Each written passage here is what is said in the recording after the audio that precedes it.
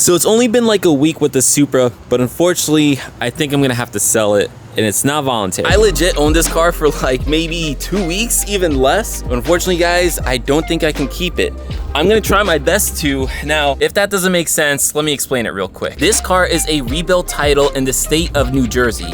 I live in the state of New York. And unfortunately, even though both states are in the same country, each of the states decide to handle everything a little differently. So I mistakenly and stupidly thought I can just go to the New York DMV, register the car from New Jersey, get a title in New York.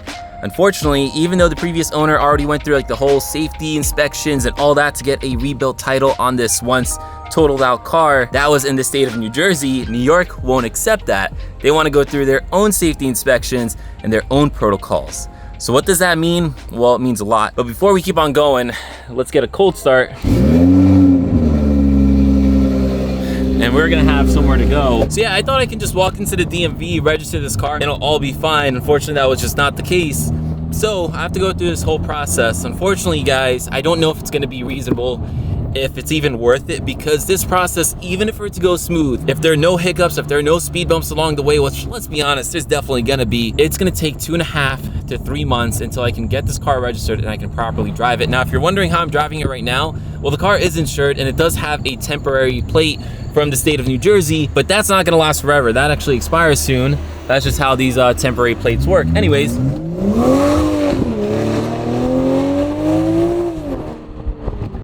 might as well enjoy the car while we can, right? But yeah, anyways, in order for me to do this, unfortunately, I have to pay the taxes on the car, which is pretty insane because I don't even have the car registered. Like normally you pay the taxes on the car once you register it.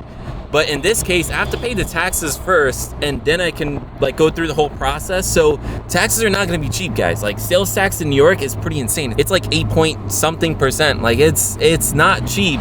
So that's gonna be a lot of money to fork up without even being able to drive the car. And as you guys know, like I need this car for content. Anyways, guys, the point is I can't register the car right now. I have to go through a whole process. And I don't even know if this car is gonna pass New Jersey, but I don't know if it's gonna pass New York.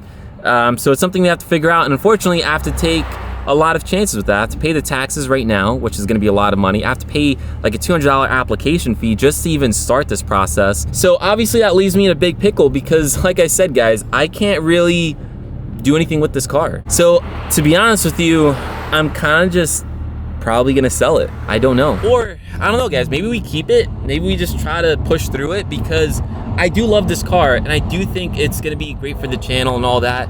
But you guys have to show me, you know, you have to smash the like button. Show me that you guys really like this car and, you know, I'm not doing something stupid by keeping it. That's a very loud truck. Also, look at this thing. I actually saw this guy at the DMV earlier today. That's pretty crazy. That's pretty cool. I don't normally like Jeeps, but that thing is cool. Kind of reminds me of like the Hummer H1s, the ones with that slope back, whatever you call it. Anyways, guys, smash the like button, show the channel some love, show the Supra some love, and let me know that you guys actually enjoy this car and you guys enjoy this content, because if the car does well and the content does well, like paying all these extra fees, all these unexpected fees and all this process and all that, it'll be worth it. So I left my camera inside the car, but we're back from the DMV. Look how I park, guys. Don't judge me, but the meter maid actually told me to park like this. Man. Oh, no one gave me a ticket, so that's at least a good sign. Anyways, guys, let me get back inside. I'll get my normal camera. We have a lot to figure out. Normal camera back on. So guys, I should really open up the windows in here. It gets so dark in here from the window tints. All right, so I paid the taxes. It was a lot of money, like a lot of money, which is absolutely insane. But now what we have to do is fill out this application for the salvage title thing. That's another $205. I'll show you guys the application because if any of you guys are, you know, debating doing this yourselves, you know, I should probably actually set navigation. I have no idea how to get home from here. So this here is the form that I was talking about, guys. If you're ever in the same situation, this is what you need. You can just get it from the DMV. I still haven't filled this out, but when I was looking through it, you guys can see right over there, it says I need to get a permit to drive my car back and forth for the inspection, because once I actually finally get my appointment, I obviously then have to take it to a physical location, and right now the car is not registered. It doesn't have legit plates. My temp plates will definitely expire by then, so I do have to do that whole permit thing. The downside is I need to have insurance, which I have, and I also need to have a New York State emissions inspection pass the letter. And if you New York guys know, you can't have a catless downpipe, which this car unfortunately came with when I bought it. It's a good thing and it's a bad thing. The catless downpipe is great,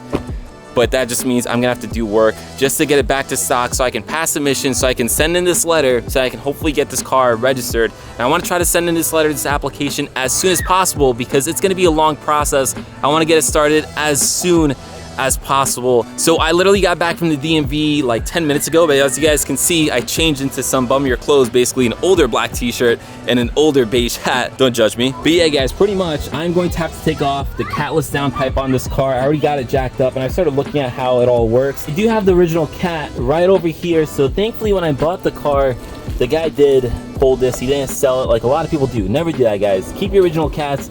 Trust me, your future self will thank you. Now, how easy is this? I don't really know. The last time I did a catless downpipe install or just any type of downpipe install was on, well actually I technically helped Justin on his 435, but it was mainly Justin doing it. It's been a while since I've done one of these. I absolutely hate this. So this is not gonna be a DIY. I'm not really gonna film too much of the installation, but I will keep you guys updated. But for now, the first thing that we have to do is disconnect these O2 cables. So that should hopefully be the easiest part of all this.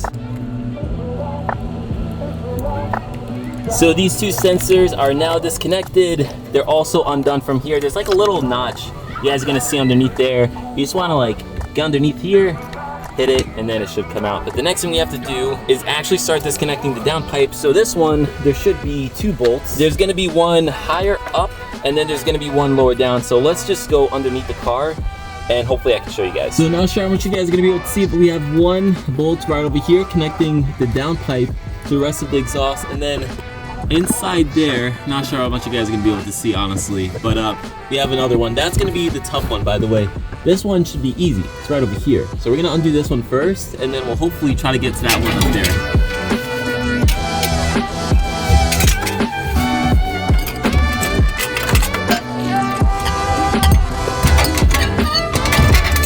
So after wrestling with this thing for a bit, I finally managed to get out catless downpipe. You guys can see what a massive spacer this guy put on this thing. This made it so much more difficult because this thing is massive. Like I had to maneuver around this thing. It was an absolute pain. But by the way, guys, I didn't get this thing out unscathed, unfortunately. I managed to break the bolt holding on the bottom clamp. You guys can see just how, hopefully it'll focus, you guys can see just how rusted that is. Yeah, and by the way, if you guys are wondering, oh, did you use a breaker bar or an impact gun on it? The impact gun wasn't doing anything. I literally used a 3/8 ratchet. Maybe I'm just that brolic, or maybe it's just the rust. It is most definitely the rust. It is what it is, so I'm probably gonna have to get a new clamp for the bottom there.